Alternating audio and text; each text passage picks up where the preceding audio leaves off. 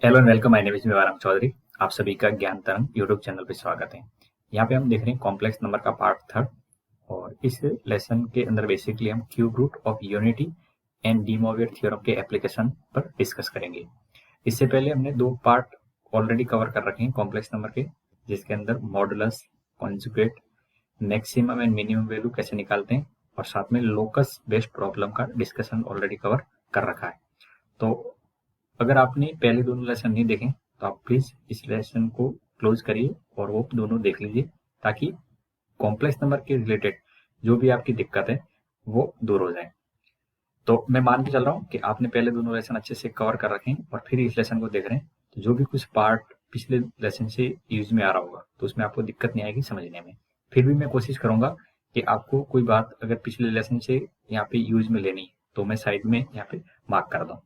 ठीक है, तो चलिए इसी पॉजिटिव उम्मीद के साथ स्टार्ट करते हैं ये पार्ट। और अगर आपको ये लेसन अच्छा लगे तो प्लीज एक बार लाइक एंड सब्सक्राइब जरूर कर लेना चैनल को, ताकि और भी कोई वीडियो आए तो आपको नोटिफिकेशन मिल जाए। तो मैं स्टार्ट करता हूँ। मेरा नाम मेवाराम चौधरी है और मैंने बीटेक एनआईटी सूरत से कर रखी है। तो काफी अच्छे से मुझे ये पता है कि बच्चों को कहाँ दिक्कत आती है जेई मेंस के अंदर। और बेसिकली कॉम्प्लेक्स नंबर तो काफी बच्चों को मैंने प्रॉब्लम फेस करते हुए देखा है, क्योंकि ये 11th का टॉपिक है, बट इसके एप्लीकेशन 12th के, या ऐसे कहूँ कि कोऑर्डिनेट ज्योमेट्री एंड वेक्टर के रिलेटेड भी यहाँ पे काम में आते हैं। तो वो सभी आपकी दूर हो जाएगी एक बार आप इसको अच्छे से अंडरस्टैंड कर लो। चलिए तो स्टार्ट करते हैं इसी बात पे। सबसे पहले हम देखेंगे डी मोवियर थ्योरम। तो बच्चों यहाँ पे बहुत कुछ लिखा गया है, लेकिन यहाँ पे इतना समझिए कि डी मोवियर थ्योरम होती क्या है और लगाते कैसे। तो मैं एक एक करके आपको समझाना स्टार्ट करता हूँ कि cos थीटा और आयोटा साइन थीटा हो। तो एक यूलर नाम के मैथमेटिशियन थे, उन्होंने उसको ऐसे एक्सप्रेस कर दिया था। ये कोई बड़ी बात नहीं, उसको आप सीरीज की मदद से प्रूफ कर सकते हैं, और आपके हायर ऑर्डर में इसका प्रूफ वगैरह भी है। तो cos theta plus iota sine theta is equal to e की पावर आयोटा थीटा लिख देते हैं। अब इसी की बात को डी मोवियर नाम के मैथमेटिशियन थे, उन्होंने nth के लिए भी एप्लीकेशन के तौर पे यूज किया था। कैसे कि उन्होंने बोला कि cos थीटा और आयोटा साइन थीटा की मैं अगर पावर n को लिखना चाहूँ तो बेसिकली उसको ऐसे लिख सकते हैं, cos n थीटा और आयोटा साइन n थीटा लिख सकते हैं, कोई दिक्कत नहीं। कैसे इसको बहुत आसानी से प्रूव कर सकते हैं। देखो ये जो इसका बेस है वो क्या होगा, e की पावर आ है और उसकी पावर n है। हम जानते हैं एक्सपोनेंट में कोई भी पावर होती है और मल्टीप्लाई हो जाती है, तो e की पावर आयोटा n थीटा हो जाएगा। अब थीटा है तो इधर cos थीटा और साइन थीटा बन जाता है। अगर 2 थीटा हो तो यहाँ पे 2 थीटा और इधर भी 2 आ जाएगा।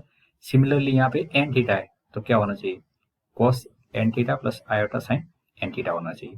तो ये बेसिकली डी मोवियर थ्योरम है। अब कब लगाएंगे, सीधी सी बात है, किसी भी पोलर फॉर्म जैसे एक्सप्रेशन के ऊपर हायर ऑर्डर में पावर आ जाए तो वहां पे डी मोवियर थ्योरम अप्लाई की जाती है। ठीक है, अब अगर आप इसको प्रूव भी करना चाहो तो मैंने एक तरीका से प्रूव करवा दिया, और दूसरा तरीका है आप एन की वैल्यू रख के भी चेक कर सकते हो कि दोनों साइड बराबर आ रही है कि नहीं आ रही। ओके, तो हमें इसके प्रूफ पे नहीं जाना है, क्योंकि जेई मेंस के अंदर जो क्वेश्चन आएंगे वो एप्लीकेशन के तौर पे आते हैं, तो आपको समझना है कि इसको अप्लाई कैसे करते हैं। तो देखिए इसका एक एग्जाम्पल लिख लेते हैं, और इस एग्जाम्पल के अंदर डी मोवियर थ्योरम लगेगी। कब लगती है, जब कुछ हायर ऑर्डर में पावर हो तभी थ्योरम अप्लाई की जाती है। तो आपको क्या ध्यान रखना है, बेसिकली फॉर्मूला याद रखना है, कोई cos थीटा और आयोटा साइन थीटा हो और उसकी पावर n हो, तो आप उसकी जगह लिख सकते हो cos n थीटा और आयोटा साइन n थीटा लिख सकते हैं। राइट, तो बेसिकली जो भी कॉम्प्लेक्स नंबर है उसको आपको cos थीटा और आयोटा साइन थीटा में लिखना आना चाहिए पहली बात तो, तब आप डी मोवियर थ्योरम आसानी से अप्लाई कर सकते हैं। अब देखिए यहाँ पे 100 पावर है और उसको इस तरह से एक्सप्रेस किया है और b की वैल्यू फाइंड आउट करनी है। तो मैं आपसे इतना ही कहूंगा कि इस गिवन नंबर को cos थीटा और आयोटा साइन थीटा में एक्सप्रेस कर दो। तो उसका एक ही तरीका है कि आपको पहले बेस पे ध्यान देना है कि उसको कैसे मैं cos और साइन में कन्वर्ट करूं। तो उसका एक तरीका है, देखो मैं अगर ऐसे लिखता हूँ तो कोई दिक्कत तो नहीं है। तो इस प्रोसेस में मैंने क्या किया है, अपनी तरफ से 2 की पावर 100 से मल्टीप्लाई कर दिया। क्या किया, अपनी तरफ से 2 की पावर 100 से मल्टीप्लाई कर दिया। भाई नीचे डिवाइड किया तो बार मल्टीप्लाई तो किया होगा। अच्छा 2 की पावर 100 यहाँ तक तो ठीक है। इसको आप लिख सकते हो कॉस, क्या लिख सकते हैं, √3/2 को cos 30 लिख सकते हैं, और आयोटा साइन इसको लिख सकते हैं 30 डिग्री, और ये पावर कितनी 100 है। अब देखिए ये थ्योरम के अकॉर्डिंग क्या कहता है, अगर n पावर है तो ये मल्टीप्लाई हो जाती है, तो यहाँ से आप जब इसको सिंप्लीफाई करोगे तो 2 की पावर 100 पे तो कोई डिस्टर्बेंस होगा नहीं, लेकिन ये कितना हो जाएगा कॉस ऑफ, ये 100 से मल्टीप्लाई करेंगे। अच्छा 30 डिग्री को हम पाई बाय 6 अगर लेके समझने की कोशिश करें तो ये जल्दी समझ में आएगा। 100 पाई बाय 6 और ये हो जाएगा आयोटा साइन 100 पाई बाय 6, यानी 30 डिग्री को मैंने पाई बाय 6 लिखा है और कुछ नहीं किया है। अब यहाँ पे ट्रिग्नोमेट्री का बेसिक रिजल्ट आपको पता होना चाहिए। बताओ कॉस 100 पाई बाय 6 की वैल्यू कितनी आएगी। तो इसका इतना तरीका है कि ये 16 पाई प्लस 4 पाई बाय 6 96 और ऐसे हो जाएगा। अब ये हो जाएगा आपका कॉस 2 पाई बाय 3 और ये वैल्यू होती है माइनस का 1/2 होती है। तो बेसिकली ये आपको जो मैं समझा रहा था वो ये है कि आपको कॉस 100 पाई बाय 6 की वैल्यू अब पता होनी चाहिए, तो ये माइनस का 1/2 होती है। और सिमिलरली अगर साइन 100 पाई बाय 6 की वैल्यू निकालोगे तो ये √3/2 आ जाएगी। कितनी आ जाएगी √3/2 आ जाएगी।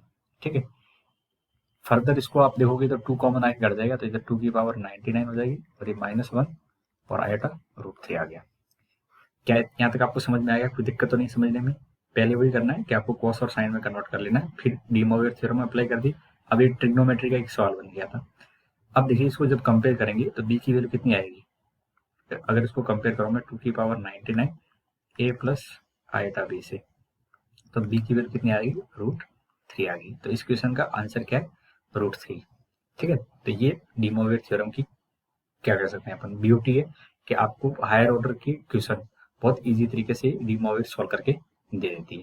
ठीक है, चलिए एक क्वेश्चन और देखते हैं और ये भी जेई का क्वेश्चन है और इस क्वेश्चन के अंदर भी आपको समझ में यहाँ से आएगा कि क्या करना है। तो देखिए यहाँ पे हमें एक क्वाड्रेटिक फॉर्म में क्वेश्चन गिवन है जिसके रूट अल्फा एन बीटा है, अल्फा की पावर एन इन बीटा की पावर एन फाइंड आउट करना है। अब एन पावर है तो पहले आप यहाँ से रूट निकालने की कोशिश करोगे, इसके रूट अल्फा एन बीटा है। तो रूट निकालने के लिए क्या करेंगे अपन, एक फॉर्मूला जानते हैं श्रीधराचार्य करके, उसको अप्लाई करते हैं। तो श्रीधराचार्य लगा रहा हूँ मैं 4 - 8/2। तो आप इसको लिखोगे तो ये माइनस का 4 आ जाएगा, जो होता है 2 आयोटा, 2 से 2 कट जाएगा तो ये 1 प्लस आयोटा आ जाएगा। अच्छा यहाँ से दो रूट बनेंगे, एक बनेगा 1 प्लस आयोटा और एक बन जाएगा 1 माइनस आयोटा। राइट, मुझे क्या करना है अल्फा की पावर एन और बीटा की पावर एन लिखना है। तो बताओ अल्फा की पावर एन कितना हो जाएगा 1 प्लस आयोटा की पावर एन हो जाएगा और बीटा की पावर एन लिखेंगे तो कितना हो जाएगा 1 माइनस आयोटा की पावर एन हो जाएगा। अब आप दो तरीके से सॉल्व कर सकते हैं, या तो ऑप्शन चेक कर लो एन की वैल्यू रख के, या पूरा प्रॉपर तरीके से सॉल्व कर लो। तो ऑप्शन रख के तो आप अपने तरह से कर लेना, मैं थोड़ा सा बेसिक समझा देता हूँ कि बाई चांस क्वेश्चन के अंदर कुछ चेंज ऐसा किया जो ऑप्शन की मदद से आपको पूरा सॉल्व करना पड़ जाए तो क्या करोगे। तो जैसा कि हमने पिछले क्वेश्चन में किया था कि ये बेस को कॉस और साइन में कन्वर्ट करो, तो कैसे कन्वर्ट करेंगे 1/2 चिपका देते हैं। तो 2 की पावर एन और ये 1/2 सॉरी, क्योंकि आपको 1/√2 के अकॉर्डिंग कॉस और साइन पता है। ठीक है, एक ही एंगल पे, भाई एक ही एंगल होना चाहिए आपके पास में। ठीक है, कॉस थीटा। तो क्या करेंगे इधर √2 की पावर एन और अंदर 1/√2 और आयोटा पे √2। इतना समझ में आ गया। मैंने क्या किया ए अल्फा की पावर एन को एक्सप्रेस कर दिया। चलिए ये हो गया आपका 2 की पावर n/2।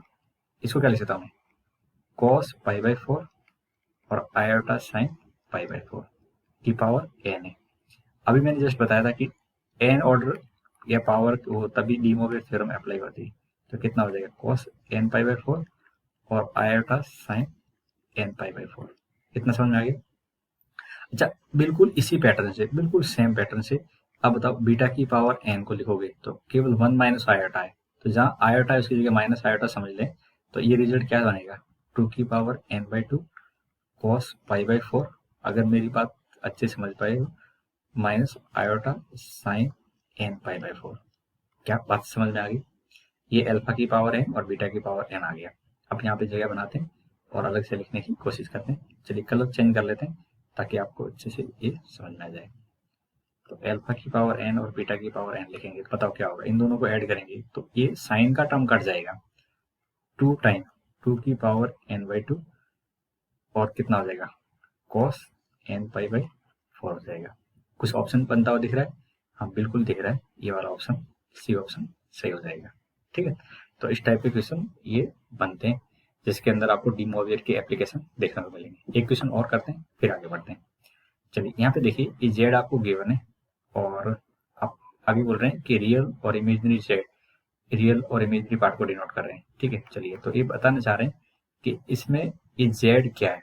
जेड ऑप्शन के अकॉर्डिंग आप देख रहे हैं जेड का रियल पार्ट -3 है, इमेजिनरी पार्ट 0 है। तो कहने का मतलब मुझे जेड पहले अच्छे से निकालना आना चाहिए। तो देखो अभी जस्ट आपको जैसे समझाया था, तो ये तो उसी फॉर्म में लिखे हैं। तो क्या लिखूंगा मैं, cos π/6 और आयोटा साइन π/6। पावर कितनी है देख लो, यहाँ पे पावर 6 है। और दूसरा देखेंगे तो cos π/6 और आयोटा, इधर पावर कितनी 6। तो ये थ्योरम जब अप्लाई करेंगे कितना होगा, 6 मल्टीप्लाई हो जाएगा 6 π/6 और आयोटा साइन और ये cos 6 π/6 माइनस आयोटा साइन। ये यहाँ से दोनों कैंसिल आउट हो जाएंगे। 2 टाइम कितना हो जाएगा 2 cos पाई हो गया, क्योंकि ऐसे कट जाएगा 2 cos पाई।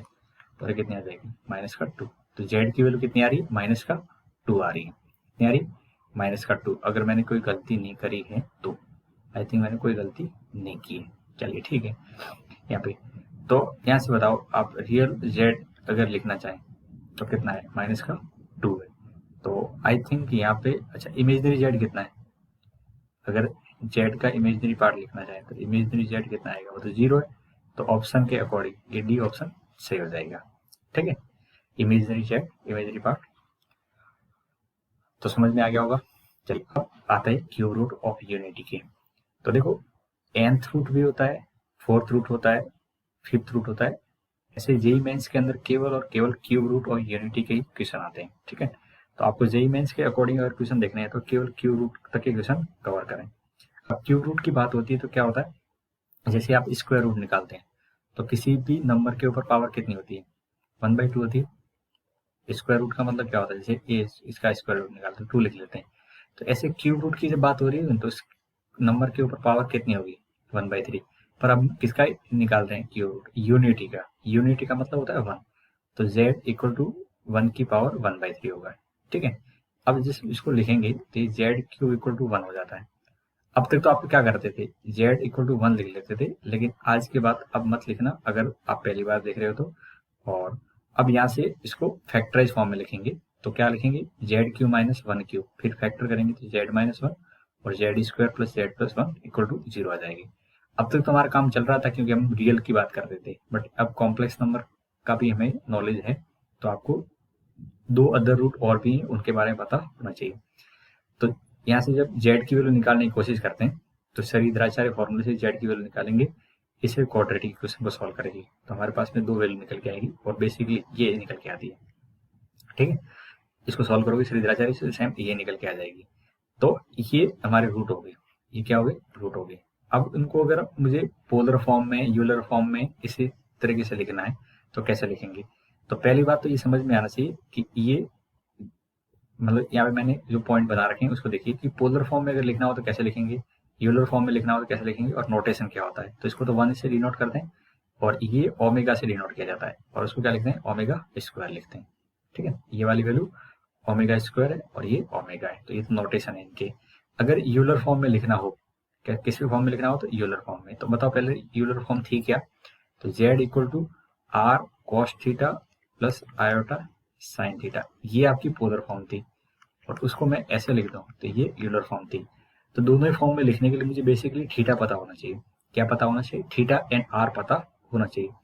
तो पोलर फॉर्म में लिखेंगे, इसमें थीटा कैसे निकालते हैं बताओ। थीटा अगर एंगल निकालना है तो आपको फर्स्ट लेसन के अंदर मैंने समझाया था कि थीटा निकालना हो तो आप पहले ये देखिए कि कौन से क्वाड्रेंट के अंदर है। तो माइनस और प्लस सेकंड क्वाड्रेंट में, तो इसका थीटा कितना आ जाएगा, थीटा की वैल्यू आ जाएगी पाई माइनस टेन इनवर्स √3। तो ये पाई माइनस पाई/3, तो 2 पाई/3 का एंगल बना रहा होगा। ये कितना एंगल बना रहा है, 2 पाई/3। अच्छा मैग्नीट्यूड कितना है, आर की वैल्यू कितनी है, आर की वैल्यू 1 है, आर की वैल्यू 1 है। तो अगर मुझे इसको पोलर फॉर्म में लिखना है तो पोलर फॉर्म तो कितनी हो जाएगी, 1 cos 2 पाई/3 और आयोटा साइन 2 पाई/3, राइट। अच्छा ये कौन से क्वाड्रेंट में, ये थर्ड में। कैसे, अब देखो तो भाई दोनों माइनस के हैं तो थर्ड क्वाड्रेंट में जा रहे होंगे, तो इसका अगर मुझे पोलर फॉर्म लिखना है तो यहाँ पे 1 रख देंगे और ये बन जाता है। देखो थर्ड क्वाड्रेंट में जाना है तो आपको ऐसे जाना पड़ेगा, ठीक है। यहाँ पे कहीं लाई करे होंगे, तो ये माइनस का 2π/3 प्लस आयोटा साइन माइनस का 2π/3 बन जाता है। और ये आपका एक्स एक्सिस पे है, तो इसका तो जो फॉर्म बनेगा वो 1 का 1 ही रहने वाला है। अच्छा यूलर फॉर्म में लिखेंगे तो ये तो 1 ही है, इसको लिखेंगे तो ये आपका हो जाएगा 1 e की पावर आयोटा 2π/3, ठीक है। और इसको लिखेंगे तो 1 e की पावर आयोटा 2π/3, ठीक है। इस तरह से लिख लेते हैं। एक चीज और समझ लो, यहाँ पे कुछ और इन्फॉर्मेशन आपको पता होनी चाहिए कि अगर मुझे इनको कार्टेशियन प्लेन में या आपका जो प्लेन होते हैं आर्गेन प्लेन में इसको एक्सप्रेस करना हो तो कैसे आएंगे। तो देखिए इनकी अगर पोजीशन वाइज देखें तो ऐसे आते हैं, z=1 तो यहाँ आ जाएगा, ये 1 तो यहाँ पे करेंगे। अच्छा ये वाला पॉइंट कितना है देख पा रहे हो, -1/2 और √3/2, -1/2 और √3/2 यहाँ कहीं होगा और एक यहाँ होगा। तो ये आपके दोनों है, ये आपका z1 कह सकते हैं, इसको z2 कह सकते हैं, ये ओमेगा है और ये ओमेगा स्क्वायर है। अगर इन तीनों को आप ज्वाइन करोगे तो एक ट्रायंगल सा भी दिखेगा। तो कई बार इस ट्रायंगल का एरिया भी पूछ लेते हैं, इस ट्रायंगल का एरिया भी आपसे पूछ सकते हैं कि इस ट्रायंगल का एरिया कितना होगा। क्यूब रूट ऑफ यूनिटी को अगर मैं कार्टेशियन प्लेन में उसको प्लॉट करना चाहूँ, कार्टेशियन प्लेन या आर्गेन प्लेन, ओवरऑल बात एक जैसी है। कॉम्प्लेक्स नंबर में हम आर्गेन प्लेन बोलते हैं, वैसे कार्टेशियन प्लेन होता है। तो इस तरह से ये बन जाते हैं, ठीक है। तो आप अपनी तरफ से एक बार ट्राई करके बताना। ये वाला पॉइंट आपका है -1/2 और √3/2, ठीक है। ये वाला पॉइंट है -1/2 और माइनस का √3/2, ठीक है। अब इसका एरिया वगैरह भी आपसे पूछ सकते हैं, तो ठीक है। ये बेस मान लेना, ये हाइट, तो इससे एरिया भी आप निकाल सकते हो, बड़ी मुश्किल चीज नहीं है। इसका बेस कितना हो जाएगा, आप जब बेस निकालोगे तो √3 आ जाएगा और हाइट कितनी है 3/2 है, ठीक है। तो ऐसा भी आपसे क्वेश्चन पूछ सकते हैं। तो अभी तक हमने क्या समझ लिया क्यूब रूट ऑफ यूनिटी में, 3 रूट होते हैं, 1 ओमेगा एन ओमेगा स्क्वायर।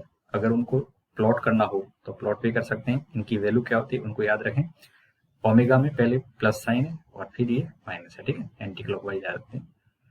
अब इसके क्वेश्चन कैसे होते हैं, तो कुछ प्रॉपर्टी में पता होनी चाहिए। सबसे इंपॉर्टेंट प्रॉपर्टी ये कि 1 + ओमेगा स्क्वायर 0 होता है, ठीक है। अच्छा मैं ऐसे अब आपको लिखूंगा तो आपको दिक्कत नहीं होनी चाहिए। इसके 3 रूट होते हैं, 1 ओमेगा एन ओमेगा स्क्वायर, ठीक है। तो यहाँ से ओमेगा क्यूब की वैल्यू कितनी होगी 1 होगी, यानी ओमेगा जब कभी भी 3 या 3 का मल्टीपल हो तो हमेशा वैल्यू कितनी आती है 1 आती है। और 1 + ओमेगा स्क्वायर कितना होता है 0 होता है। अगर जनरल टर्म में लिखना चाहें तो 1 की पावर r, ओमेगा की पावर r और ओमेगा की पावर 2r ऑलवेज 0 होता है, ठीक है। अगर ये 3 का मल्टीपल आ जाए, ये भी 3 का मल्टीपल हो जाए तो ये कितनी वैल्यू हो जाएगी 1, और ये r इज मल्टीपल ऑफ 3, अगर ये 3 का मल्टीपल आ जाए तो ये आपकी वैल्यू यहाँ पे ये करेक्ट कर दो 3 हो जाएगी। कितनी हो जाएगी 3 हो जाएगी, सही तो है भाई। ओमेगा अगर आपका सॉरी आर की वैल्यू 3 का मल्टीपल आ जाए तो 3, 6, 9 ऐसे होगी। तो इस कंडीशन में कितना हो जाएगा 1 + 1 + 1 3 हो जाएगा, ओके। और बाकी क्या चीज के बारे में, हाँ ये वाला पॉइंट हमने ऑलरेडी डिस्कस कर लिया कि उनको प्लॉट कर रहे थे, इक्विलेटरल ट्रायंगल बन जाता है और उसका एरिया आसानी से निकाल सकते हैं, ठीक है। तो इनको याद रखें। अब हम क्वेश्चन के तौर पे इनको कैसे सॉल्व करते हैं, तो देखिए यहाँ पे क्लियरली मेंशन कर रखा है 1 ओमेगा और omega square cube root of unity है। तो बस जैसे क्यूब रूट ऑफ यूनिटी है तो ये वाला रिजल्ट तो एप्लीकेबल हो ही गया और ओमेगा क्यूब की वैल्यू 1 आ जाएगी। अब हमें इसकी वैल्यू सॉल्व करनी है, तो देखो इसको मैं कैसे सॉल्व करूंगा, तो 3 + 3 ओमेगा और 5 ओमेगा स्क्वायर, 1 + ओमेगा स्क्वायर को जनरेट करने की कोशिश करिए। तो फिर 1 + ओमेगा स्क्वायर यहाँ लिखेंगे तो अभी भी कितना एक्स्ट्रा बच गया 2 ओमेगा स्क्वायर बच गया और इसकी पावर 6 है, राइट। अच्छा यहाँ पे इसको लिखने की कोशिश करेंगे तो ऐसे लिख सकते हैं अपन, 2 कॉमन लेंगे तो 1 प्लस यहाँ से 2 कॉमन ले लिया, इधर से 2 तो ये ओमेगा और इधर से 2 अलग रख लिया तो 1 + ओमेगा स्क्वायर और एक्स्ट्रा कितना बच गया 4 ओमेगा और इसकी पावर कितनी 3। इस तरह से आप लिखना समझ गए। अब ये वाली वैल्यू 0 हो जाएगी तो केवल इतना सा पार्ट बचेगा, कितना बचेगा 2 ओमेगा स्क्वायर की पावर 6 माइनस, अच्छा ये वाली वैल्यू 0 हो जाएगी तो केवल 4 ओमेगा की पावर 3 बच गया। अब 2 की पावर 6 और ओमेगा की पावर 12 हो गई, और 4 की पावर 3 और ओमेगा की पावर 3 हो गया। अब क्या समझाया था कि ओमेगा 3 हो या ओमेगा 3 का मल्टीपल हो तो हमेशा कितना होता है, 1 होता है। तो बताइए 3 का मल्टीपल है या नहीं, तो दोनों 1 1 हो जाएंगे। ये 64 माइनस 4 की पावर 64, तो ये 0 आ जाएगा। कितना आ जाएगा, 0। तो इस क्वेश्चन का आंसर समझ में आ गया, कितना है, 0। ठीक है, तो ऐसे क्वेश्चन आपको जेईई मेंस के अंदर देखने को मिलेंगे। देखते हैं और क्वेश्चन किस टाइप से हो सकते हैं। चलिए इस क्वेश्चन को देखिए, ये काफी अच्छा क्वेश्चन है, और इस क्वेश्चन के अंदर भी इंफॉर्मेशन में आपको कहीं भी क्यूब रूट नहीं दे रखा है, लेकिन आपको इससे पहचानना पड़ेगा कि ये जब भी हमारे पास में रिजल्ट होता है तो ये Z square plus Z plus 1 ये क्यूब रूट ऑफ यूनिटी की तरफ ही आपको इंडिकेट करता है। तो यहाँ से Z square plus Z plus 1 equal to 0 है। ठीक है, तो जब मैं इसको सॉल्व करूंगा तो जेड की वैल्यू जो मुझे मिलेगी वो क्या मिलेगी, -1 प्लस माइनस √3 आयोटा बाई 2, और इसको मैं जानता हूं कि ये ओमेगा एन ओमेगा स्क्वायर देगा। जेड की वैल्यू क्या आएगी, ओमेगा आ सकती है या ओमेगा स्क्वायर आ सकती है। यानी जहां जहां मुझे जेड दिख रहा है उसकी जगह मैं ओमेगा रख सकता हूँ या ओमेगा स्क्वायर रख सकता हूँ, बट कोई एक रखना, आप दोनों एक साथ मत रख लेना। ठीक है, अब देखिए यहाँ पे आपको जेड प्लस 1 बाई जेड, फिर जेड स्क्वायर, ऐसे करते करते कहाँ तक जाना है, जेड की पावर 6 तक जाना है। तो मैं लिखने की कोशिश करता हूँ, आप समझना, ओमेगा और 1 बाई ओमेगा का स्क्वायर, फिर ओमेगा स्क्वायर और 1 बाई ओमेगा का पावर कितना है, ऐसे, फिर ओमेगा क्यूब और 1 बाई ओमेगा क्यूब की पावर 2, कितनी, ये थर्ड, उसके बाद में फोर्थ टर्म आएगी तो ओमेगा की पावर 4 और 1 बाई ओमेगा की पावर 4। ठीक है, फिर ओमेगा 5 और 1 बाई ओमेगा 5, और लास्ट में कितना, ओमेगा 6 और 1 बाई ओमेगा 6, ऐसे लिख सकते हैं मैंने। अभी आपको समझाया था मैंने कि ओमेगा क्यूब कितना होता है, 1 होता है। ठीक है, तो अगर आप लिखना चाहो, यहाँ पे अगर मैं लिखना चाहूँ तो आप देखिए यहाँ पे ये 1 बाई ओमेगा ले रखा है, क्या दे रखा है, 1 बाई ओमेगा। तो 1 बाई ओमेगा क्या लिख सकता हूँ मैं, 1 बाई ओमेगा लिखना चाहता हूँ, क्या लिख सकता हूँ, ओमेगा स्क्वायर लिख सकता हूँ, यानी एक ओमेगा से डिवाइड कर लो। तो 1 बाई ओमेगा क्या हो जाएगा, मेरा ओमेगा स्क्वायर हो जाएगा। तो ये ओमेगा प्लस ओमेगा स्क्वायर ही बन गया। अच्छा, ओमेगा स्क्वायर और ये 1 ओमेगा स्क्वायर, तो ये क्या बन जाएगा, ओमेगा बन जाएगा ऊपर। अच्छा, ये वाली वैल्यू कितनी है, ओमेगा क्यूब, और ये दोनों 1 1 होते हैं, तो ये 1 प्लस 1, यानी 3 जहाँ पे दिख रहा है या 3 का मल्टीपल दिख रहा है उसको 1 कर दो। चलिए इसको क्या लिखूं मैं, ओमेगा की पावर 4 कितना हो जाएगा, ओमेगा, क्योंकि क्यूब वाला पार्ट तो 1 हो गया तो केवल ओमेगा बच गया, और ये ओमेगा स्क्वायर मैं लिखते जा रहा हूँ, होपफुली आप समझ पा रहे होंगे मेरी बात से। ठीक है, और ये वाला पार्ट कितना हो जाएगा, 1 प्लस 1 लास्ट वाला। अब आपको बताया कि 1 प्लस ओमेगा स्क्वायर तो कितना होता है, 0 होता है, तो वहां से आपको ये दोनों पार्ट कितना मिल जाएगी, -1, यानी कहने का मतलब ये वाला पार्ट कितना है मेरा, -1 और इसकी पावर 2 है, ये भी -1 इसकी पावर 2, ये कितना हो गया, 1 प्लस 1 2 4, फिर ये -1 का स्क्वायर, -1 का स्क्वायर, और फिर 4 हो जाएगा। बस इसको आपको सिंप्लीफाई कर लेना है, तो 1 और 1 2 और 2 और 2 कितना हो गया, 4, तो 12 आंसर आ जाएगा। कितना आ जाएगा, 12 आ जाएगा। अब यहाँ तक तो इसका तो आंसर आ गया, लेकिन अब थोड़ा सा आपको जनरलाइज तरीके से भी समझ में आना चाहिए कि इसका क्वेश्चन अगर कुछ थोड़ा अलग बदल के आता तो कैसे कर सकते हैं। तो बच्चों क्वेश्चन ऐसा भी आ सकता है कि यहाँ पे जो पावर दे रखी है, ये पावर तो 2 ठीक है, लेकिन ये बेस वाला टर्म यहाँ पे ये बदल के मैं मान के चलो ऐसा कर दूं, 61 कर दिया मैंने। अब बताओ कितना आंसर होगा, अगर मैंने 61 कर दिया यहाँ पे, क्वेश्चन वही लास्ट टर्म चेंज कर दी, जेड की पावर 61 और 1 बाई 61, तो उस केस में क्या आंसर आना चाहिए।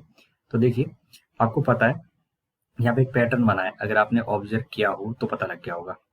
कैसे पैटर्न बना है, देखिए यहाँ पे फर्स्ट सेकंड और थर्ड, ये एक जो वैल्यू बनेगी बिल्कुल ऐसी कैसी आगे जाके फिर रिपीट हो गई है, आगे जाके फिर रिपीट हो गई है, फिर आगे जाके आगे देखेंगे तो फिर वापस से वही आएगा, -1 का स्क्वायर, फिर -1 का स्क्वायर और 4 आ जाएगा, ऐसे पेयर आते जाएंगे, यानी 3 टर्म का एक सेट बन रहा है, फिर अगली 3 टर्म का एक सेट बन जाएगा, तो 3 दिन का एक सेट बन जाएगा, और हर सेट की वैल्यू कितनी आ रही है, देखो इस सेट की वैल्यू कितनी है, 6 है, इस सेट की वैल्यू कितनी है, 6, आगे भी कितना है, 6, ऐसे ही मूव करता जाएगा तो ये 6 वैल्यू आती जाएगी। तो बताओ जेड की पावर 61 तक ये यहाँ तक कितने सेट बन जाएंगे, यहाँ पे सेट बनाओ 3 3 के, तो कितने सेट बन जाएंगे, 20 सेट बन जाएंगे। कितने सेट बन जाएंगे, 3 के सेट 60 तक जाएंगे तो 3 सेट बन जाएंगे, और एक पार्ट बच जाएगा z की पावर 61 और 1/z की पावर 61 का स्क्वायर, ये वाला पार्ट बच जाएगा। और हर सेट की वैल्यू कितनी है, 6 है, एक सेट की वैल्यू कितनी है, 6। तो इसका आंसर कितना आ जाएगा, ये तो 120 हो गया, और यहाँ पे ये वाली वैल्यू देखेंगे तो जस्ट नेक्स्ट वाला जो पार्ट बनेगा वो 1 बनता है, तो ये कितना आ जाएगा, 121 आ जाएगा। समझे? तो यहाँ पे इस क्वेश्चन में ऐसे भी आपको एग्जाम में दे सकते हैं, जिसमें आपको एक बार पैटर्न समझ में आना चाहिए कि इसमें हमें ऑब्जर्व क्या करना था। तो उम्मीद है ये वाला पार्ट आपको समझ में आ गया होगा। अगर ये लास्ट को z की पावर 61 कर दूं मैं, तो उस केस में आंसर 121 आ जाएगा। ठीक है, अब नेक्स्ट बढ़ते हैं और इस क्वेश्चन को देखने की कोशिश करते हैं। चलिए यहाँ पे ये देखो, जेई अप्रैल 2020 में जो पेपर लगा था ये एक्चुअली 2019 वाला, ठीक है, क्यों अप्रैल वाला पेपर लगा ही नहीं अभी तक। तो यहाँ पे आपसे क्वेश्चन पूछ रहे हैं, ये वाली वैल्यू आपको फाइंड आउट करनी है। ठीक है, तो देखने में आपको भयानक लग रहा हो, लेकिन बहुत ही आसान और सीधा क्वेश्चन है। देखिए कैसे, आप पहले बताओ, यहाँ पे जो z दे रखा है, दिख रहा है आपको z की वैल्यू 3/2 प्लस i/2 है। अब मुझे क्या करना है, z की पावर 5 और z की पावर 8 ऐसा कुछ लिखने की कोशिश करनी है।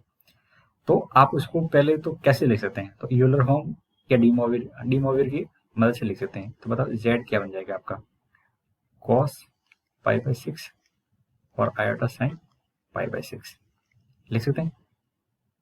अब यहाँ पे क्या करना है आपको, सिंपली ये जो z लिखा है, इस z की पावर 5 और z की पावर 8 इन सबको ऐड करके फिर होल पावर 9 निकाल लेना है, होल पावर 9 निकाल लेना है। तो आप मुझे इतना बताओ कि यहाँ पे जब मैं z की पावर 5 कर रहा हूँ, समझना ध्यान से, तो कितना हो जाएगा, cos 5π/6 और आयोटा साइन 5π/6 होगा कि नहीं होगा। अच्छा, z की पावर 8 करेंगे तो कितना हो जाएगा, cos 8π/6 और आयोटा साइन 8π/6 ऐसा हो जाएगा। अब आपको ट्रिग्नोमेट्री की मदद से वैल्यू लिखनी आनी चाहिए, बाकी आपका काम बहुत ही आसान हो सकता है। तो cos 5π/6 की वैल्यू कितनी आएगी, तो देखो cos 5/6 5π/6 की वैल्यू लिखूंगा मैं, तो cos π-π/6, ठीक है, ये तो कौन से क्वाड्रेंट में है, सेकंड क्वाड्रेंट में, तो ये वाली वैल्यू माइनस का √3/2 आ जाएगी। उम्मीद है ये बात आपको समझ में आ गई। तो माइनस का √3/2 और ये कितना हो जाएगा भाई, जहाँ साइन की कॉस की वैल्यू √3/2 आती है तो उसके कॉरस्पॉन्डिंग साइन की वैल्यू तो कितनी आएगी, 1/2 आ जाएगी। अच्छा, 8π/6 cos 8π/6 कितना लिखूंगा मैं, cos 4π/3 और कितना लिखेंगे, cos π + π/3, राइट। ये थर्ड क्वाड्रेंट में जा रहा है और ये वाली वैल्यू कितनी होगी, माइनस का 1/2 होगी, कितनी होगी, माइनस का 1/2, राइट है। तो यहाँ पे cos की वैल्यू माइनस का 1/2 आ रही है और साइन भी थर्ड क्वाड्रेंट में जा रहा है, तो ये कितना आ जाएगा, √3/2 आ जाएगा। समझ गए। अब बताओ आपका ये जो बेस वाला पार्ट है ये कितना हो जाएगा, 1 की जगह तो 1 रखते हैं, आयोटा z कितना हो जाएगा, √3/2 प्लस आयोटा स्क्वायर 2। समझिए। अब मैं किसकी वैल्यू रखूंगा, z की पावर 5 की, z की पावर 5 ये रहा, कितना है, z की पावर 5 देखेंगे तो माइनस का √3/2 और आयोटा/2 है। अब मैं ये आयोटा z की पावर 8 रखूंगा, तो इधर से आयोटा और z की पावर 8 की वैल्यू देखो कितनी है, माइनस का 1/2 और यहाँ से आयोटा ये माइनस है तो माइनस इस आयोटा स्क्वायर 3/2। क्या किया मैंने, ये सारी वैल्यू यहाँ रख दी है। अब रखने के बाद में आयोटा स्क्वायर को आप जानते हो, इसकी पावर 9 करनी है, इसकी पावर कितनी करनी है, 9। तो देखिए यहाँ से आयोटा √3/2, आयोटा के साथ में √3/2 है और ये वैल्यू लिखते जाते हैं, तो √3 आयोटा/2, ये माइनस का 1/2 हो गया, सही है। ये 3/2 प्लस ये आयोटा/2, फिर ये तो दोनों कट गए तो इसको मत लिखो, और ये कितना हो जाएगा, √3/2 हो जाएगा, ये वाला पार्ट माइनस आयोटा स्क्वायर 1, तो ये यहाँ से कट गया। तो बेसिकली मेरे पास में ये पावर 9, तो कितना आ गया, 1 - 1/2, तो ये 1/2 प्लस आयोटा √3/2 की पावर 9, ठीक है। अब ये वैल्यू आ गई तो उसको क्या करूंगा मैं, ये यहाँ से जब जैसे मेरे पास में वैल्यू निकल के आएगी तो ये वाली वैल्यू देखेंगे तो कितना है, आयलर फॉर्म में वापस कन्वर्ट करो, तो cos 5/3 प्लस आयोटा साइन π/3 और उसकी पावर कितनी है 9। कुछ दिक्कत तो नहीं हो रही समझने में। बेसिकली आपको z की पावर 8 और z की पावर 5 की वैल्यू निकालनी थी डी मोवियर की मदद से। उनको यहाँ रखने पे सिंप्लीफाई कर देते। अब पावर आगे आएगी तो कितना हो जाएगा बताओ तो।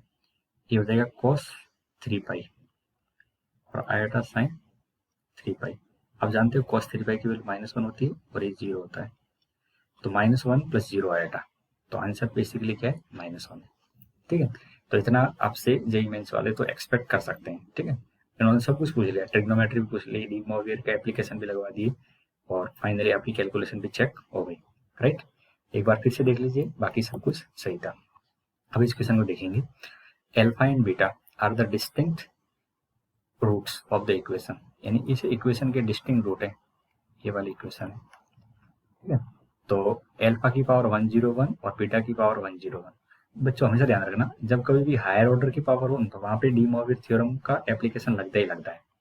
तो मैं यहाँ से x की वैल्यू निकालने की कोशिश करूंगा, तो कितना आएगा 1 प्लस,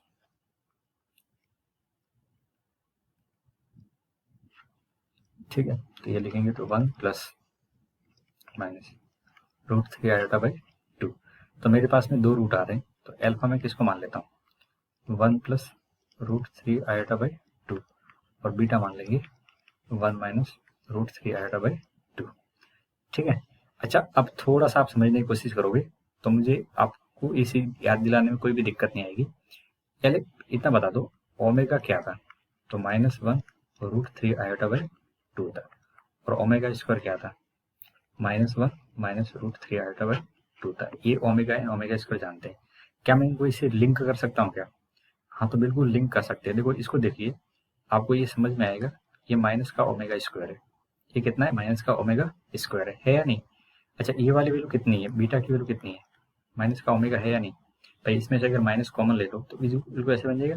तो अल्फा तो माइनस का ओमेगा स्क्वायर है और बीटा की जगह कितना है माइनस का ओमेगा है। इतना समझ में आ गया? ठीक है, तो ये अगर यहाँ से आपको समझ में आता है। वैसे ये भी समझ सकते थे x square plus x plus 1 के जो रूट होते हैं वो होते हैं ओमेगा एंड ओमेगा स्क्वायर, लेकिन मैंने एक्स की जगह माइनस एक्स कर दिया है। क्या कर दिया, एक्स की जगह माइनस एक्स कर दिया है, तो रूट के साथ में भी क्या होगा माइनस का मल्टीप्लीकेशन हो गया होगा।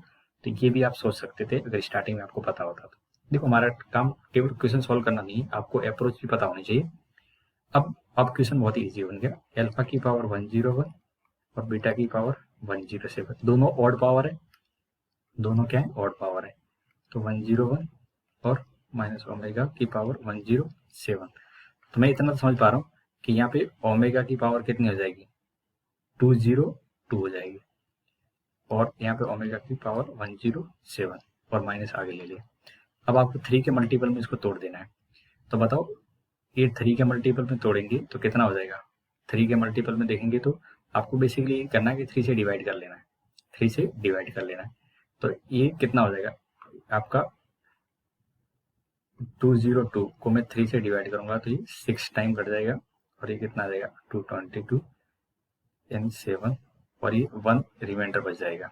तो कहने का मतलब ये 3 वाला पार्ट तो क्या हो जाएगा 1 बन गया होगा, और एक एक्स्ट्रा बचा होगा वो ओमेगा बन गया होगा। अच्छा 107 है, तो 107 क्या बन जाएगा, आप उसी तरह से लिखोगे तो ओमेगा स्क्वायर बन जाएगा, और ये कितना होता है -1 होता है कि नहीं होता है, तो आंसर कितना आ जाएगा 1 आ जाएगा। समझिए इस क्वेश्चन के अंदर क्या चीज आपको समझनी थी और सोचनी थी। मैंने दो बात बोली है, अगर आपको ओमेगा और ओमेगा स्क्वायर के टर्म में कुछ रिजल्ट एक्सप्रेस करने आ जाते हैं तो उनको यूज करिए, अदरवाइज डी मोवियर थ्योरम तो है ही। ठीक है, तो फिर मैं मान लो समझ में आ गया। ओके, अब यहाँ पे आते हैं, इस क्वेश्चन को देखने की कोशिश करते हैं। तो यहाँ पे ये क्वेश्चन जेईई एडवांस का है। बच्चों सोचिए जरा कि जेईई एडवांस के क्वेश्चन भी ज़्यादा टफ नहीं आते अगर आपको थोड़ी सी बेसिक अंडरस्टैंडिंग है। तो ये जेईई 2017 में पूछा था। यहाँ पे आपको एक डिटर्मिनेंट गिवन है, वो 3k के इक्वल टू है, तो k की वैल्यू क्या हो सकती है इन टर्म ऑफ z। अच्छा, यहाँ पे ओमेगा के साथ में z का रिलेशन गिवन है, देखिए तो 2 omega plus 1 equal to z given है। ठीक है, तो यहाँ से आप देखोगे तो आपको ये ओमेगा की वैल्यू नजर आने लग जाएगी। ठीक है, तो z कितना है मेरा, z आपका है √3 आएगा, है कि नहीं। तो ओमेगा की वैल्यू कितनी आ जाएगी -1 और √3 आयोटा बाई 2। तो ये ओमेगा वही है जो ओरिजिनल ओमेगा है, और ये हमको इस चीज की तरफ बता रहा है कि ओमेगा क्यूब 1 होगा। यानी ये बेसिकली जो इन्फॉर्मेशन थी इसके पीछे मकसद ये था, देखो यहाँ पे क्यूब रूट ऑफ यूनिटी कहीं पे नहीं दे रखा है, बट इनडायरेक्टली वो क्यूब रूट ऑफ यूनिटी की डेफिनेशन दे रखी थी, तो ओमेगा क्यूब 1 होना चाहिए।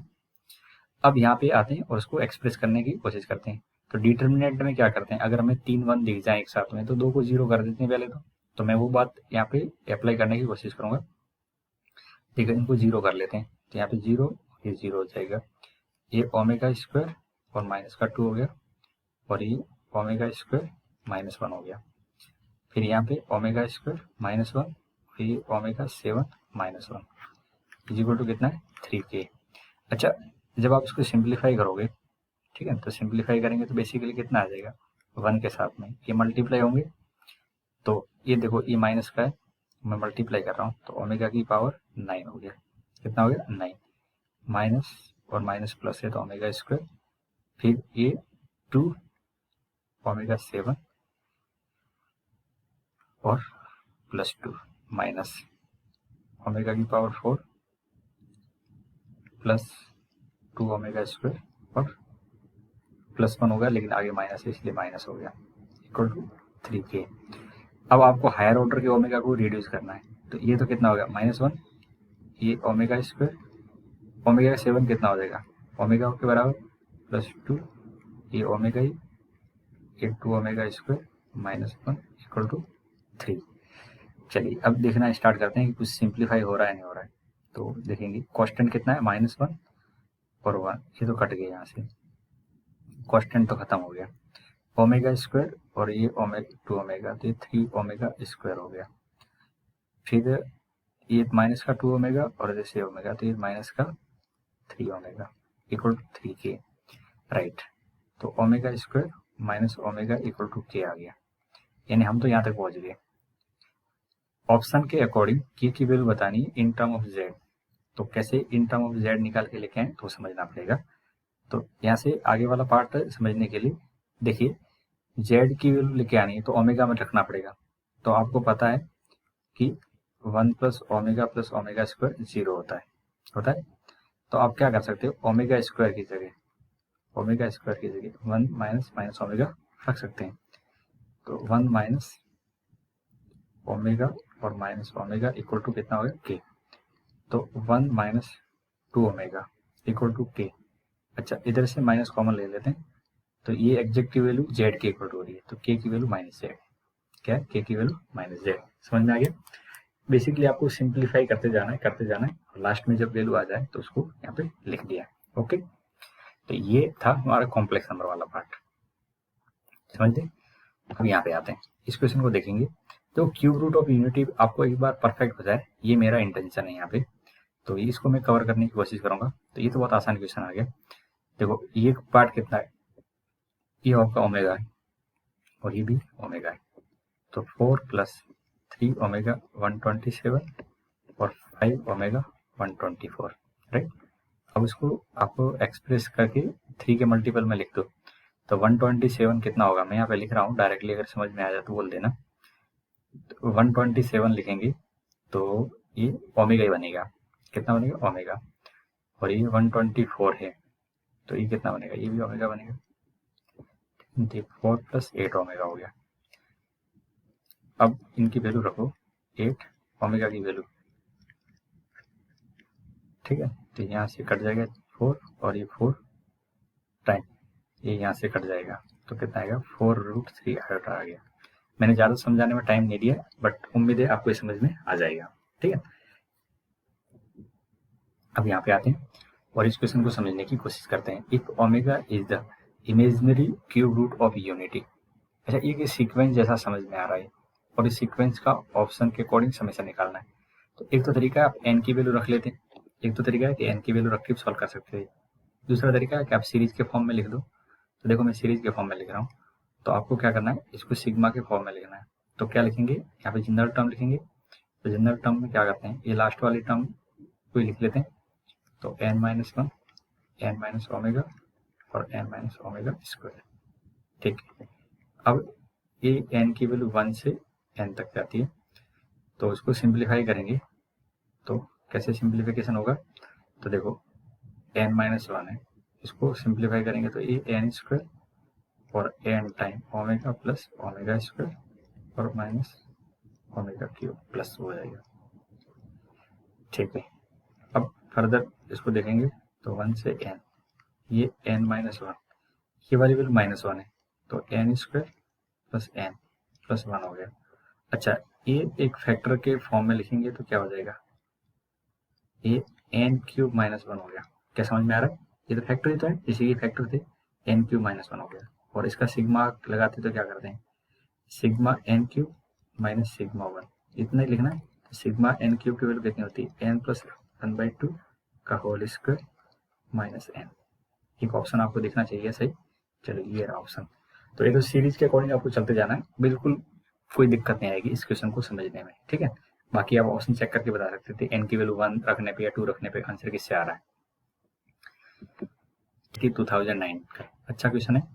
बेसिकली यहाँ पे आपको ट्रिग्नोमेट्री का कुछ आइडिया होना चाहिए, फिर सॉल्व कर सकते हैं।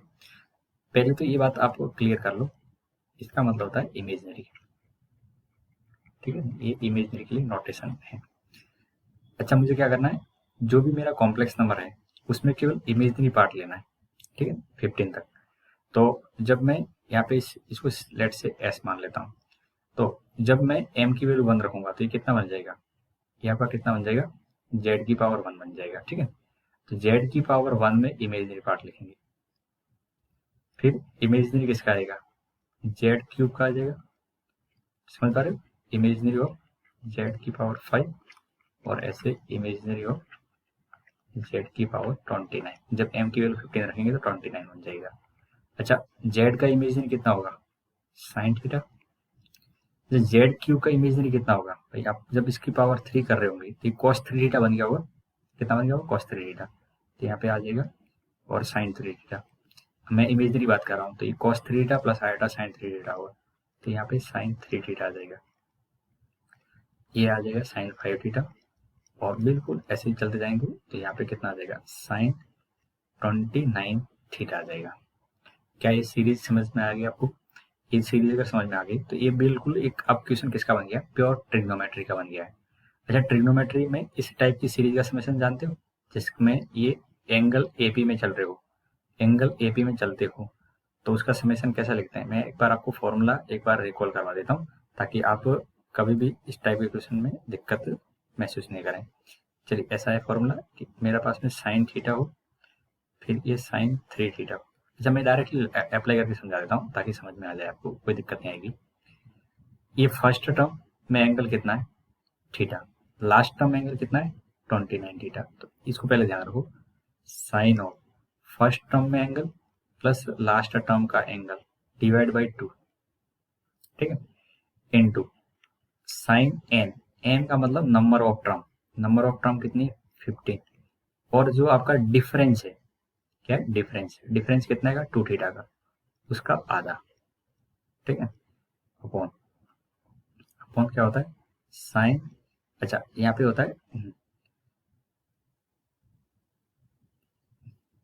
First angle plus N beta by 2 और ये साइन बीटा बाई 2, यानी यहाँ पे 2 थीटा बाई 2 होता है ऐसे। अच्छा, अब मैं आपको फॉर्मूला लिख लेता हूँ ताकि आपको दिक्कत नहीं आए कभी भी समझने में। चलिए, ऐसा है फॉर्मूला कि लेट से मेरा ये एंगल अल्फा है, फिर यहाँ पे अल्फा प्लस बीटा आता है, राइट, और लास्ट में sine alpha plus N minus 1 beta, यानी एपी के अकॉर्डिंग। तो इसका समेशन जब भी लिखते हैं तो क्या बनता है, ये फर्स्ट एंगल और लास्ट एंगल का हाफ, फर्स्ट एंगल और लास्ट एंगल का half into sine N beta by 2 upon sine beta by 2। याद रखें, ये काफी इंपॉर्टेंट फॉर्मूला है। अगर यहाँ पे कॉस आ जाए, क्या आ जाए, यहाँ पे कॉस आ जाए तो इस जगह पे कॉस आता है, बाकी दोनों सेम रहते हैं। इस जगह पे कॉस, बाकी सेम रहते हैं, ये सीरीज याद रखना। अच्छा, अब इसको सिंप्लीफाई कर लेते हैं तो कितना हो गया, साइन 15 थीटा, थीटा और 29, 15 थीटा। अच्छा, यहाँ पे कितना हो जाएगा, हाँ, ये भी साइन 15 थीटा हो जाएगा और ये साइन थीटा। बस इतना सा लिखने के बाद में आपको ये पता होना चाहिए साइन थीटा। अब थीटा की वैल्यू कितनी है, थीटा की वैल्यू आपकी 2 है क्वेश्चन के अकॉर्डिंग। थीटा की वैल्यू 2 दे रखी है तो ऊपर तो बन जाएगा आपका साइन 30 डिग्री का स्क्वायर और नीचे आ जाएगा आपका साइन 2 डिग्री। अब साइन 30 डिग्री की वैल्यू आप जानते हुए 1/2 और उसका स्क्वायर करेंगे तो ये आंसर आ जाएगा यहाँ से। समझ गए? तो ये बेसिक फॉर्मूला आपको पता होना चाहिए था। अगर ये फॉर्मूला पता है तो सॉल्व हो जाएगा। क्या किया मैंने समझ में आ रहा है? First angle plus last angle को ऐड करके divide by 2 into sine N beta by 2, ये फॉर्मूला लिख रखा है, आप देख लेना एक बार। ओके, अब यहाँ पे आते हैं, इस क्वेश्चन को सॉल्व करने की कोशिश करते हैं। If z1 is equal to 2, z2 equal to 3, ऐसे आपको एक रिलेशन गिवन है और इसकी वैल्यू फाइंड आउट करनी है। अब बेसिकली ये जनरल क्वेश्चन आ गए। अब तक हमने किसके क्वेश्चन कर लिए? क्यूब रूट ऑफ यूनिटी और डी मॉर्गन थ्योरम के क्वेश्चन कर लिए। अब रैंडम क्वेश्चन चल रहे हैं, तो आपको ये पता होना चाहिए, मैंने बताया भी था कि मोड जेड स्क्वायर को मैं जेड इंटू जेड बार लिख सकता हूँ। अगर ऐसा है तो उसको इस तरह से आप लिख सकते हो। और क्या पता होना चाहिए कि z1 प्लस z2 और इसके ऊपर अगर बार लगा दिया और उसका कॉन्जुगेट ले रहे हैं।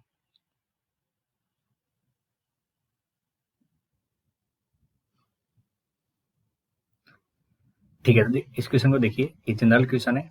अब तक हमने क्यूब रूट ऑफ यूनिटी के और डी मॉर्गन के एप्लीकेशन पे क्वेश्चन कर लिए। ठीक है, अब रैंडम क्वेश्चन है आपके सामने। अब इस क्वेश्चन को सॉल्व करते समय जब भी मॉडुलस देखें तो आपको ये सबसे पहले याद आना चाहिए कि मोड z का स्क्वायर अगर गिवन है तो मैं इसको z इंटू जेड बार लिख सकता हूँ। एक तो पॉइंट ये पता होना चाहिए। सेकंड पॉइंट ये कि अगर मेरे पास में z इंटू जेड बार की वैल्यू है, सपोज करिए कुछ भी वैल्यू है 1 है या 4 है सपोज करिए, तो आप z की वैल्यू 4/z बार भी लिख सकते हो। और तीसरा पॉइंट ये पता होना चाहिए कि अगर आपके पास में दो कोई कॉम्प्लेक्स नंबर है और उनका कॉन्जुगेट का मॉडुलस निकाल रहे हैं तो वो मॉडुलस बिना कॉन्जुगेट के भी इक्वल आता है। ठीक है, दो नंबर कॉम्प्लेक्स नंबर ऐड कर दिए और फिर उनका कॉन्जुगेट लेके मॉडुलस ले रहे हैं, तो आप उसमें से मॉडुलस वाला पार्ट रखें और कॉन्जुगेट हटा दें तो कोई भी फर्क नहीं पड़ता है। ये प्रॉपर्टी आपको पता होनी चाहिए। चलिए, ये तीनों रिजल्ट अगर हमारे पास में है तो मैं कैसे इसको यूज करना यहाँ पे देखूंगा। तो वैसे कि देखिए, फर्स्ट वाला पार्ट मोड z1 का स्क्वायर कितना हो जाएगा? ये आपका 2 है, तो मैं इसके लिख देता हूँ z1 और z1 बार ये 4 है।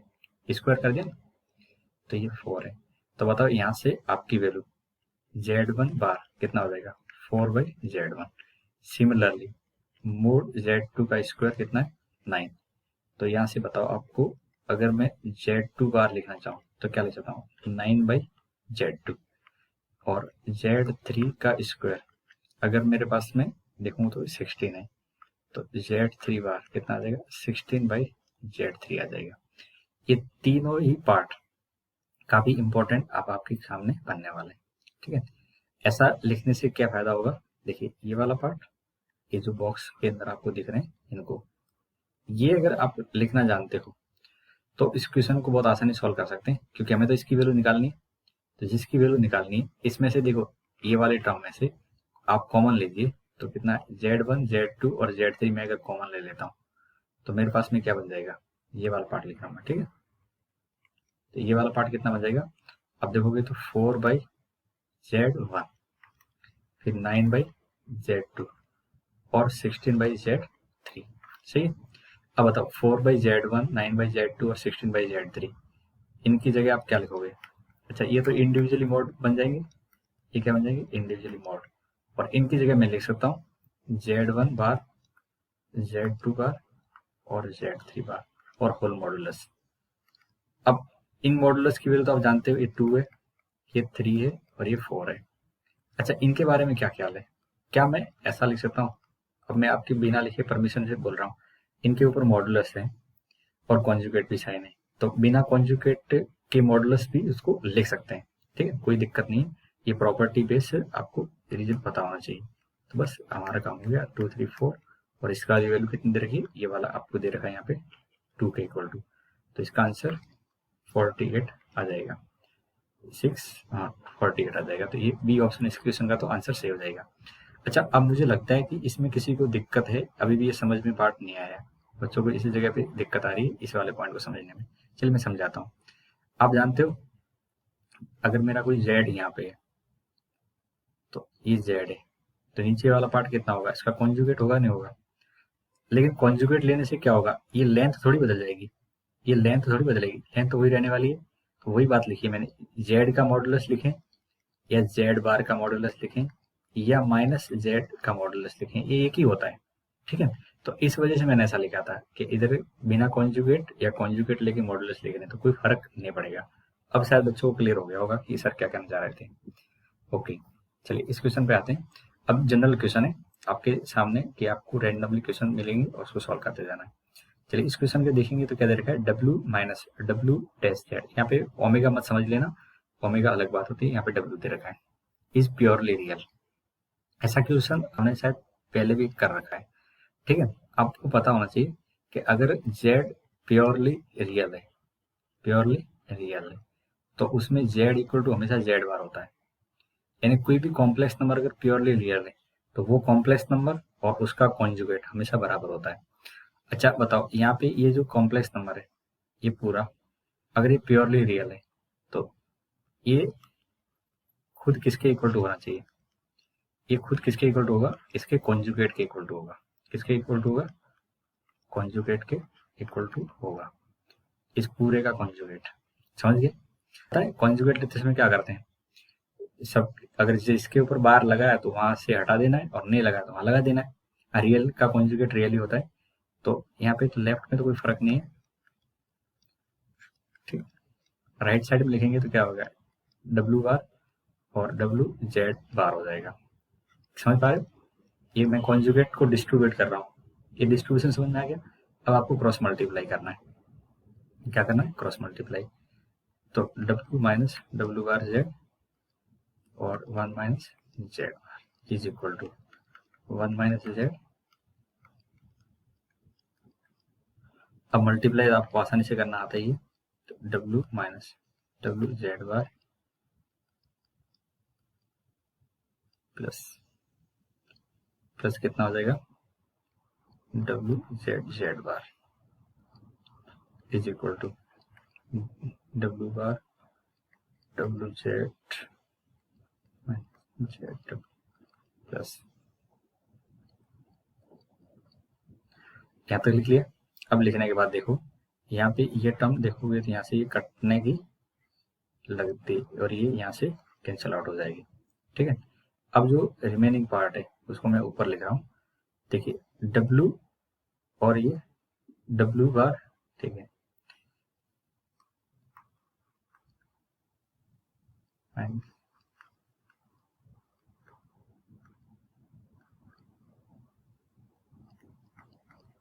ऐसा आ गया। अब इन दोनों को पकड़िए और इन दोनों को देखिए, तो W माइनस W बार एक पार्ट हो गया और इसमें से Z बार कॉमन आ रहा है, तो कितना हो जाएगा। अच्छा, यहाँ पे एक पार्ट के अंदर कोई गलती नहीं करी है तो देख के बता दो मुझे।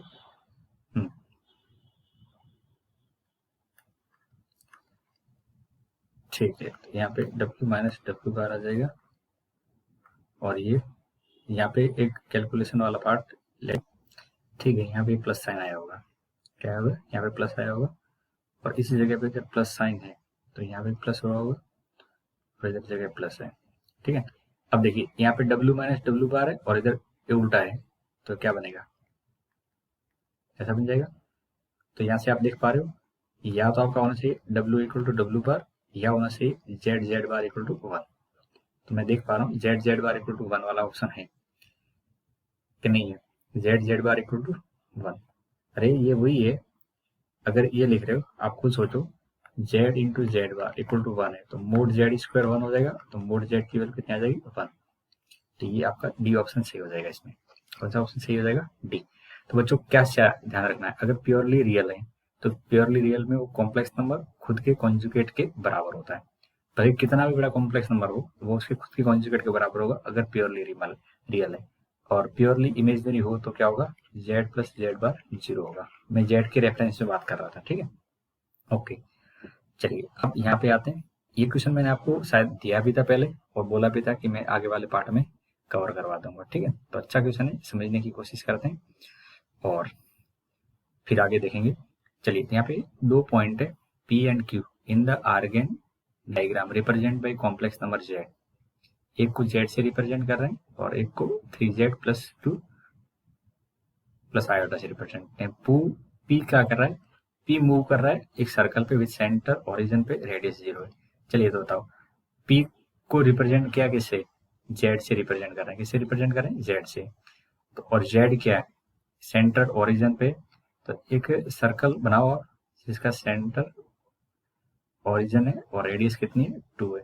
तो इसके ऊपर एक पॉइंट है जेड, ठीक है, और इसका नाम पी दे रखा है। तो ये रेडियस 2 है, ये थीटा है। तो मुझे कोई बता सकता है मेरा जेड क्या होगा। अगर मैं जेड लिखना चाहूँ तो पैरामेट्रिक फॉर्म में लिख सकते हैं 2 cos थीटा और 2 iota sine theta, right. Z क्या होगा, 2 cos theta plus 2 iota sine theta. आप सर्कल के अकॉर्डिंग लिख दो, आर cos थीटा और R sine theta parametric form में पॉइंट होते हैं आपके। तो यहाँ तक आपको अब समझ में आ गया होगा। अच्छा, अब क्या करना है, अब मुझे बताना है ये जो क्यू है वो क्यू भी किसी सर्कल के ऊपर मूव कर रहा होगा, तो वो सर्कल का सेंटर कहाँ होगा और रेडियस कहाँ होगी, रेडियस कितनी होगी, ये आपको यहाँ से बताना है सोच के, ठीक है। तो मैं इसको समझने के लिए देखो यहाँ पे आपको बेसिकली क्या करना है, 3z प्लस 2 प्लस आयोटा के बारे में बताना है कि ये एक सर्कल को रिप्रेजेंट कर रहा होगा तो उसका सेंटर कहाँ पे होगा।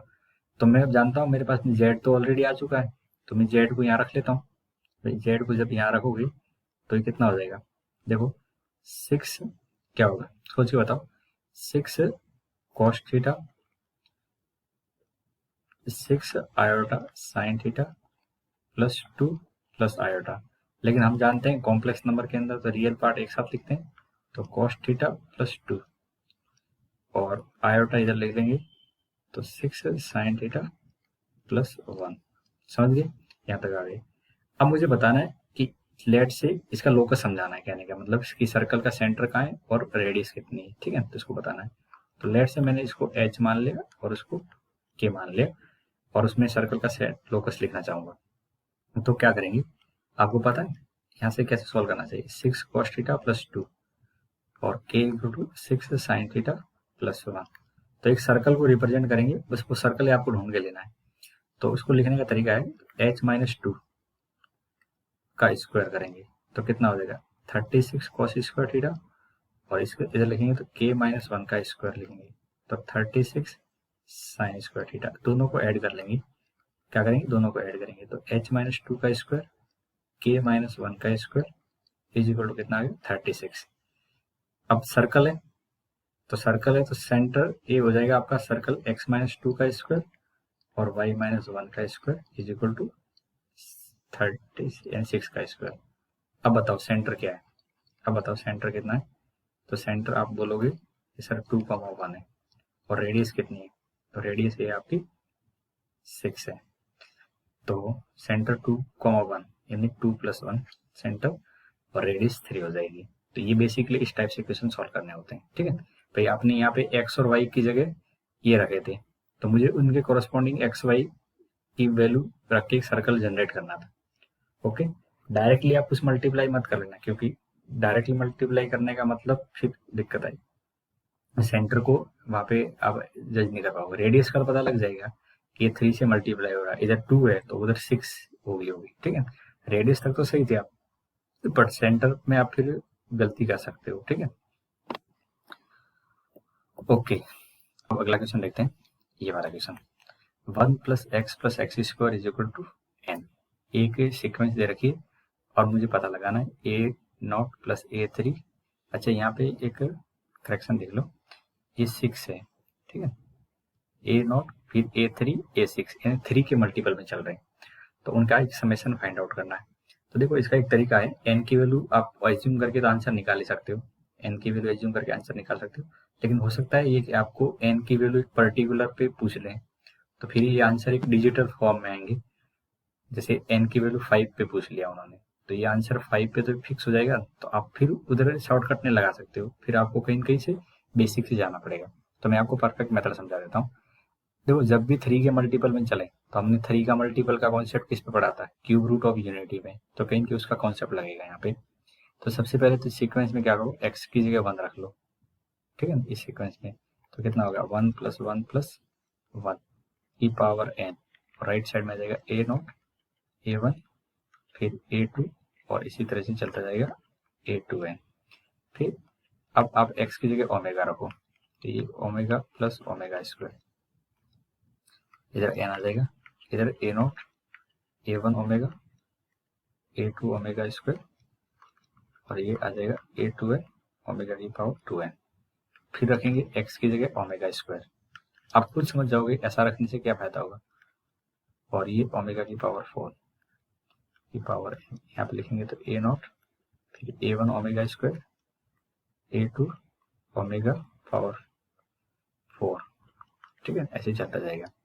अब देखिए ये वाला पार्ट तो 0 बनने वाला है और ये पार्ट भी कितना होगा, 0 होगा। ठीक है, अब मैं क्या करूंगा, इन दोनों सबको ऐड कर दूंगा। अब ये सबसे इंपॉर्टेंट बात है कि ऐड कैसे करें। तो ये लेफ्ट हैंड साइड तो आपको समझ में आ रही है कि 3 की पावर n बनने वाली, की रिमेनिंग दोनों पार्ट 0 है। अब इधर ऐड करना है तो आपको कोफिशिएंट वाइज ऐड करना है। जैसे A0 A0 A0 एक साथ ऐड करेंगे तो 3 A0 हो जाएगा, होगा। अच्छा इधर देखेंगे तो कितना होगा, A1 A1 और A1 है, तो A1 के बगल में क्या आ जाएगा, 1 प्लस ओमेगा स्क्वायर आएगा। ऐसे A2 के बगल में क्या आएगा, 1 प्लस ओमेगा स्क्वायर और ओमेगा पावर 4 ओमेगा ही होता है। फिर A3 के बगल में क्या आएगा बताओ, ये सबसे इंपॉर्टेंट बात थी। A3 के साथ में क्या आएगा, तो A3 के साथ में क्या आया होगा, यहाँ पे ओमेगा की पावर 3 आया होगा।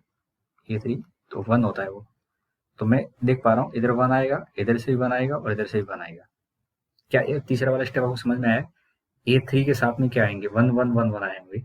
फिर आगे ये सिस्टम चलता जाएगा। अब आपको इतना समझ में आना चाहिए कि A1 है A0 बन जाएगा और A2 के साथ वाला पार्ट है A0 हो जाएगा। भाई A1 के साथ में 1 प्लस ओमेगा स्क्वायर आ गया तो 0। A2 के साथ में 1 plus omega square plus omega आ रहा है तो भी 0 हो गया।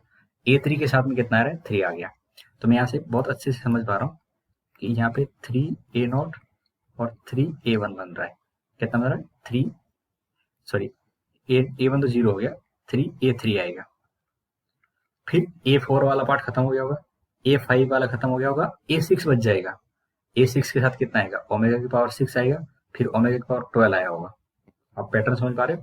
तो मेरे पास में 3 टाइम बच गया होगा A6।